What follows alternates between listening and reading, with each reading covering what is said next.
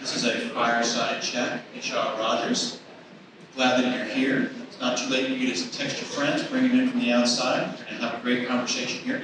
Kishau is a technology entrepreneur. She uses computer science, systems thinking, common sense to create intelligent systems, and as the founder and CEO of Time Study, Kishau is the first Black woman in the state of Virginia to raise millions in venture capital. This is your fourth company? Fourth company. Fourth company. Fantastic. I actually had a great conversation with her on my podcast back on episode 484 in 2015. We talked. Was it 2015? 2015.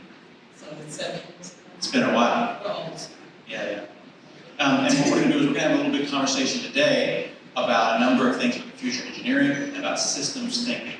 Now, this concept of systems thinking came up in our podcast because I asked you, are we teaching folks to code and focusing too much on the code and the syntax? And you said we are. Talk about that. Yeah, so the conversation that I had with Scott back in 2015, it was called Less Coding, More Thinking. So it started in tech over 25 years ago and hired a lot of engineers, also started as a programmer. And one of the things that I noticed in building so many systems is that we focus a lot on syntax and testing, but most of the issues and challenges that we faced in deploying solutions that people could actually use were non-technical. And so that's what I meant about less coding, more thinking, and really thinking about the human component of systems thinking. So when Scott and I met, it was pretty controversial because as a computer scientist to say don't focus on code, I think a lot of people felt like, well, what am I supposed to be doing?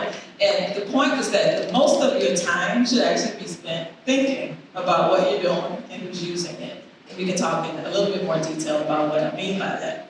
Yeah, and that's a level of analysis that I'm personally not seeing at boot camps. And sometimes I use the analogy of we have people who are riding in Ubers at the highest level. You push a button, a car shows up, and you drive away. But we have people who can't drive a stick shift. Yeah. But am I gatekeeping? Am I keeping people from getting into tech by saying such a thing? No, I think boot camps are actually good at exposing you to technology in a way that allows you to see a little bit behind the scenes of what like a day in the life of a person that builds software can see. Where I think there could be some improvements with some of, at least the boot camps I'm familiar with, is actually placing people in a real world situation. Because doing a Hello World app, it is not the same as a customer actually asking you to code something that they're going to use. And so putting people in real world situations, raising the stakes just a little bit, but keeping people in the sandbox. We want to keep people safe, but I think it really gives people a real opportunity to develop the skills that are almost never covered. Sometimes in software, or architecting software, building large systems, which is different than coding, we use the analogy of architecting a building. And then there's the architect that designs the building, but then you've got like the plumber, and you've got the person that hits the nails and stuff like that. At what level are we expecting people who are early in career to be thinking? We can't make everyone an architect. It's a great point, and I get that a lot, but I actually think that you should be thinking about the people that are going to use the thing that you're building. Like, I think that the bar should be higher. That's my philosophy. So, and if you can learn you can pick up a programming language in a few days or a few weeks or how long your boot camp is, you can really understand how to connect to a customer. And the trick, I think, to doing that is to take tech out of the equation, which again is a controversial thought, but when we build systems, I actually don't think about coding at all. I talk to customers to see what their pain points are, and we figure out whether or not technology is a thing that would solve that problem. So if you're working on something and not coding is not an option, I think you're not doing it well. Maybe you can say something about what Time Study does, and then we can talk about the customer empathy involved in creating that product. Yeah, sure. So at Time Study is my third company, actually my fourth company now. It's a venture-backed startup. We built a platform that allows executives to understand how people spend their time at work. And so I know many of you probably have filled out timesheets before. Everybody hates timesheets. And I actually created it because people hate timesheets. And we were building a lot of custom products for physicians and nurses and hospitals. And the feedback that I got from them often was that they couldn't spend time doing their jobs, which is actually caring for patients, because they were too busy filling out paperwork. And some of that paperwork included time and billing statements. So we created a platform that actually uses, the technologies that we use are machine learning technologies to be able to automatically tell a story of how people spend their time at work without asking them to recall what they were doing in the past. That's what we do at Time Study. So that's interesting. So in describing that, the only thing that was technical that you said was machine learning. That's it. Notice that she didn't say, well, we use WordPress and we use Python and we use C# or whatever. Yeah. You didn't mention any of that. Yeah. I actually am pretty agnostic when it comes to technology. I think there's a benefit in being on the leading edge of what's out there, but it shouldn't prohibit you from actually solving a problem. So we tend to start, when we start in like our prototyping phase, we actually start really low tech. And the reason that we do that is not because we don't know how to use some of the more advanced tools, is because the job early on is just to figure out whether or not what you're doing works for the people that are going to use it. That's it. And so you start really low tech and then you build from there. Machine learning actually became the tool that was the best tool for taking unstructured data and creating structure for that data. Mm-hmm. And I know that you're a big proponent of the idea of a feedback loop. Yeah. I see a lot of people who are early in career or doing a startup and they're in a stealth mode. They hide out, they pour their heart and soul into something for a year, and then it fizzles. Do you believe in getting something out quickly? Talk about the feedback. Get it out really quickly. I advise a lot of entrepreneurs, so a lot of the people that I mentor and advise, they're on a few tracks. One is that they work for companies, sometimes large companies that already have products. And then there's this track of people that want to create their own thing. And sometimes they're on both tracks. But one of the things that I advise founders, technical founders, to do is to, whatever problem you're trying to solve, to get a solution in the person's hands as soon as possible.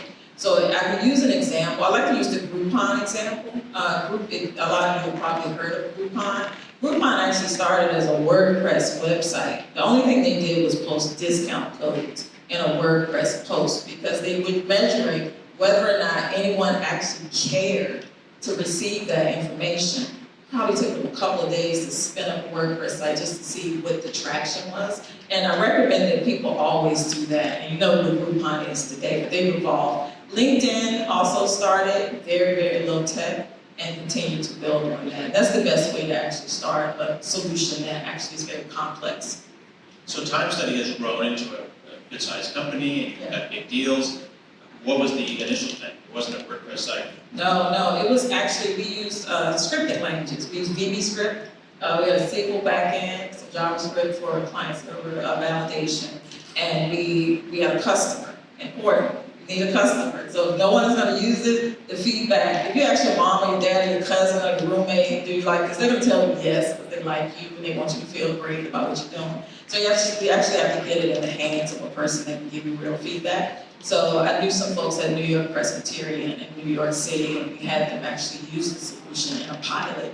And it's evolved a lot since then. That was about 6 years ago. We actually didn't form the company until 2018. And how do you keep from getting into the weeds? When I say that, I'm thinking all about the code and the details and the HTML, but you're still thinking about the customer problem, the business. How do you balance that? Yeah, me personally or the company? Well, you're the leader of the company. Yeah, so me, actually, I time box a lot. So in terms of how I spend my time, I actually have days where I do get in the weeds. So my role at Time Study is I'm the CEO, but I'm also the product officer. And what that means is I'm the person that helps to decide our roadmap. So I help to define what it is we're going to do and why we're going to do that. Our tech team, they execute on those ideas. And so I have a day during the week where I actually do get in the weeds on the architecture and our approach to creating the solution. Mm-hmm. And then you're building a team, and you're technical and you've coded before, but you're not the chief coder. You can't do all the jobs. Yeah. How do you know when you have an idea, and maybe you bring another party in, whether they be a vendor or not? How do you be a BS detector if someone's trying to tell you some BS? Which you got someone on the tech team? On the tech team. Yeah. Thinking about all of our friends who maybe have a side hustle or a thing, they bring someone in who might be more technical than them, Yeah. but they don't know if they're getting fed the correct architecture. Yeah. I'm a fan of stories. Like if someone is gonna recommend anything to me, I wanna know a story of where you've done that before, even if you did it on a personal level. And your ability to communicate, like how you tackled the problem, your approach to creating the architecture, your approach to executing the solution, most importantly, who actually used the solution and what was the feedback loop for that. And if you can't tell me that story, that's my BS detector.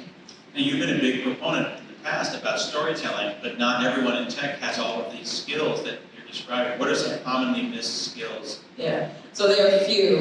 So I started in tech. I went to a university, VCU in Richmond, Virginia. I have a computer science degree, and when I began, we didn't learn how to communicate. It was okay to be the tech person that sat in a cube and didn't talk to anyone. As I grew in my career, one of the things that I noticed is that there's a bit of a glass ceiling. And one of the things that keeps you from growing is, there are other things, but one thing is communication.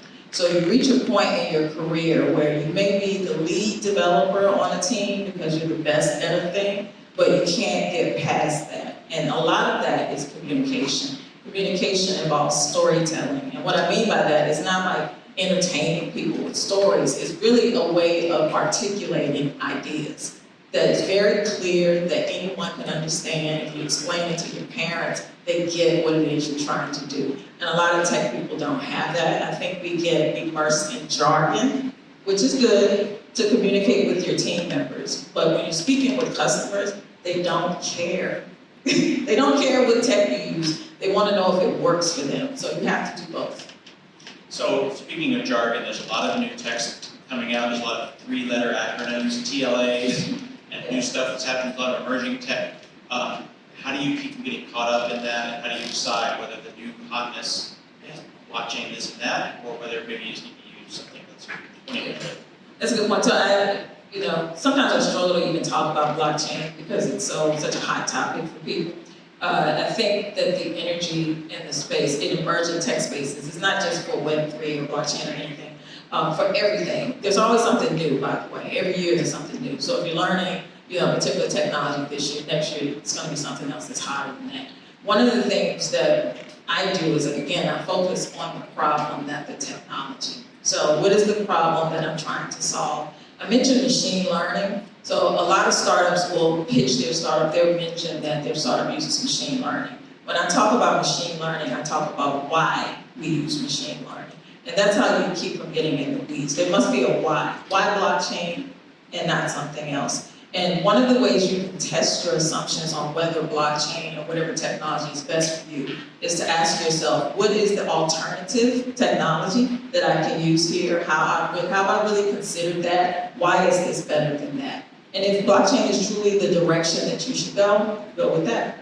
I feel like I want to dig into that a little bit, because Yeah. that's a really good way of putting it. I'm going to be stealing that and using it in conversations. If someone says, I picked technology A, Yeah. not just why, but like, what's the alternative and why didn't you pick that Exactly. one? Because some of the things that time studies doing with machine learning, I don't think you could do. There's no other way. You have to do it the for loops. Yeah, and we couldn't even use machine learning until we actually collected enough data. So that's the thing, like when you start a business, you may want to use machine learning, but if you're using like a supervised model, you can't train your models on nothing. Like you have no data. So our first year and a half is just collecting data. We had people using our MVP, they were entering unstructured data, and we were in the background training models and determining how much data would be enough data before we could actually deploy machine learning. Maybe you could give a small primer on machine learning. Because, I mean, it's fun to say blockchain or this term or that term. And machine learning, I think, is kind of this little engine that people are sleeping on. Yeah. So a lot of times it's used interchangeably, AI or machine learning, but it really is teaching the computer to learn how to perform a task. So email, like if your email is classifying emails as spam or not spam, that's machine learning basically. The machine has learned to recognize an email that looks like spam. And the only way you can do that is to study a data set of email that's already labeled as spam and not spam. And so a company like Google will probably use a data set with a lot of data. The machine learned how to recognize spam and they deploy that solution. And then you're using this to look at like doctor's notes and like loose, you said unstructured data. That's a What is unstructured data? Yeah, so unstructured data, it could be like audio, like dictation, doctors dictate, so it could be media files. It could be open text, like if you ever filled out a survey, you just kind of write a bunch of open text. Tweets is unstructured. It just means that, we're trying to figure out what activity are you doing on a list of activities. And so we use machine learning for clustering and for classifying unstructured data. A lot of the data that we get is unstructured. What we're teaching the machine is to learn that this big block of text is looking for keywords and it's saying, oh, it looks like you were doing direct patient care. So it's taking all of this narrative around what the doctor's doing with the patient and it's classifying it in a very structured way. So to your original point at the beginning, when we're talking about picking actual skills and picking tools, this is an example of identifying the right tool for the job that's slotted in perfectly. Yeah, exactly. So if we're back to email, flagging email, you could hire someone to sit and monitor all of the emails that go through a mail server to see which emails are spam, like a moderated approach. It's not very scalable. So that's when machine learning is really useful because it's scalable. Let me shift gears a little bit. I got a couple more questions that we'll do some Q&A from the audience. Okay. So if I want to come and work for TimeStep, like what are your expectations? Like if you're interviewing someone, who's your top interviewer? What are some skills that stand out? Yeah. So reflecting on some of the top interviews I've had, most of them for me are very conversational. So when I meet with someone and they can clearly articulate what their next career move is, what they're looking for, I look for confidence. So again, I always look for people that have the ability to say, this may not be the job for me, but I want to learn more about what you're doing. So I'm looking for people that are asking me as many questions as I'm asking them. So that's a good signal that I'm dealing with someone that has a real awareness of what they're about to step into. For entry-level employees that may not have a lot of experience, I do look for stories around how they learn the things that they learn. And so I want to know, how have you applied that? And I realized that not a lot of people have time. So not everyone has a lot of time for hobbies and things like that. But I actually do look for people that love what they've learned so much that they've tried to apply it somewhere, even if it was a hobby. And to just tell me a story about what you learned during the process. If you could break down your process. So when we interview, a lot of times we'll present a situation like, hey, you have a situation where we have to code this particular feature. Tell me how you approach that. I'm actually looking for someone that's aware of how they think. So that, well, first, I have questions. I need to know this. Did the customer want that? Where is this? What language is that? And then they're going to walk me through their process, and it's going to tell me a lot about how well they think. You just touched on something I think is really important. I want to make sure that we hit that harder. You're talking about someone who is aware of how they think. There's someone who's self-aware and intentional, because a lot of us are going through life without really thinking about ourselves and how we operate. Yeah. Why is it so important? It's so important, like, to be aware of how you learn and think is really important, because then I know that I'm going to be working with someone that has some experience in this technology. But if we decide to go in a different direction and choose another tech stack, then this is a person that understands very clearly how they learn new things. That's really important. Not everyone learns well reading books. Not everyone learns well sitting in rooms, listening to people like me talking at them. Some people actually learn by doing. So if you can just say, hey, I learned by just jumping in. I just jump in and start to do it. And this is where I've done that before and I was successful. So how does someone go if they're starting out in tech from like, I'm a C# programmer and I've written 3 programs, or I know Python, to that programming language doesn't matter and I'm a systems thinker? Yeah, so I think understanding how things work under the hood is important. Maybe not in a lot of detail, but you do want to understand when you deploy your code, why does that work? Like, where are you pushing it? How does it work? Why does the customer see what they see? And the reason why that's important is because troubleshooting is another thing that I did mention that I want to mention. Being able to troubleshoot. So it's not enough to pass the test on syntax, like you're taking a certification test. I know a ton of people that have a ton of certifications, and that's great. But if what you wrote broke, if it's broken, can you fix it? Can you fix it, and how long will it take you? Being able to fix something is a good signal that you understand how it works. So what we do is we create sandboxes at TimeStudy particularly for young professionals, but for anyone that wants to learn something new. We create a sandbox, which is a safe space for you to break stuff. Like, just go in here and break something. That's how I learn. Like, I learn by just breaking it. And then I wanna see what happens if I take this function out. I wanna see what happens if I add this. Some people learn best like that. So just find more time to do that if your company doesn't allow that. Yeah, you cannot copy paste your way. You cannot Stack copy. and overflow into a job. Like yesterday I was at a restaurant and I ordered in Spanish. So I'm like, man, your Spanish is amazing. And I said, no, my ordering food in Spanish is amazing. But I can have a conversation with you. Yeah. It looked good, but that was it. That was the end of all the Spanish was that moment. So you can copy paste at that point, but then when the system breaks, yeah. When it breaks, it's like, what do you do? What do you Exactly. do? Like, I'm gonna use an example that's is really, it's a great example, but it's really simple. So we were traveling and we went through a drive-through window at a fast food place, and on that day, the register didn't have cash. Oh, no, it wouldn't be able to process credit card payments. So we paid in cash. The person that waited on us could not process how much money to give us back because they trained them on the buttons. Push this, go here, and it'll just spit out, the computer will give them their money back if there's a need. And that's what I'm talking about with tech. If you get trained on what I'm gonna call the sunny day scenario, which is a very simple example that always works, there's never anything wrong, then you really people are doing you a disservice. So you have to put yourself in an environment where humans are interacting with your tech so that you can understand how to troubleshoot what it is that you're doing. Very cool. Yeah. We got a little time for questions. If anyone wants to come up to this microphone right here, Anthony's got a question. He's going to join us at the microphone. So I don't exactly have a question. If you can come just a little bit closer to the Yeah, mic. sorry, okay. So, yeah, because I gotta get down like this. So I'm here to say that I appreciate that you exist. I'm glad that everything you just talked about, it took me 15 years to learn and you articulated it in about 15 minutes. And I think that's absolutely incredible, and I wish that everyone was in here to hear everything you just said and that everybody took notes and we're going to apply it with you. Thank you, I appreciate that. Thank you, Ryan. Thank you very much. Definitely good to be appreciated. Isn't that the thing though, when you've got 20, 25 years in tech, you just like, how can I get all of this into the next generation's brain as fast as possible so they can be successful? Yeah, because everything's moving so fast that I think that it's time for us to raise the bar. I think a lot of times we assume that people that aren't already in tech can't learn things like this. And I believe that you can learn it if you just raise the bar and put people in an environment that's actually structured for them to learn the things we want them to learn. So entry level should mean something a bit different than what I'm saying. This is a really important point that you're making because you and I have 25, 30 years in tech.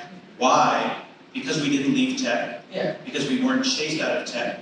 Yes. Because we didn't fail out of tech. We were given an opportunity to fail fast, fail often, and fail safely.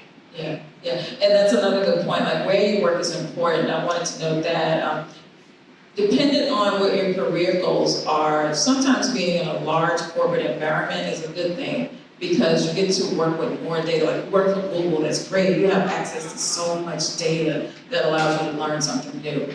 Then you may have people that work in a startup, like Time Study, there are less people. That's gonna give you a full experience because you're gonna be one of very few engineers, which means you're gonna be able to put your hand on a lot of things. Be thinking about that when you're thinking about your career. There's no right or wrong answer, but one of those environments is gonna work better for you at the current stage. And you may decide that right now I wanna be in a large corporate environment. It could be a money thing, that's okay, they pay better, whatever. But make sure that you're on a track that allows you to learn what you need to learn because you may be in a big environment, like you may be responsible for the link on the one page, whereas at Time Study, you built a whole capability. So just think about that. We have another question from the gentleman at the microphone. Yeah, how's it going? So I was just wondering if you had any thoughts on the rise of lead code interviews and the kind of standard that has been set across tech companies as opposed to like a more specifically geared interview towards like what problems you're actually going to be solving at that company. You mean like live coding interviews? Well, these Like algorithms and data structures, questions. Oh, lead coding interviews, yeah. I think it depends on the company, honestly, it depends on the company. I think there are certain environments where that's appropriate. My company is, I don't think like that, and I'm the leader of the company, so a lot of times we evaluate your coding experience by your past experience. So references and talking to the people that you work with is very important to me. We do situational interviews, which are more like whiteboard things, that it's a way for me to see how you structure your thoughts. And we look for that, and we assume that you know what you say you're gonna know. We also, again, we have sandboxes. So day one, you're in an environment that allows you to demonstrate that you know what you need to know. And I like that approach because I think interviewing can be really taxing for a person that's interviewing with a lot of companies, and every company has you doing this really intensive thing just to get the job, and they don't get the call. I think it's kind of exhausting. So I think some companies can do a little better at making sure that the candidate's experience is better. And there are ways to monitor your experience without taking you through that much, in my opinion.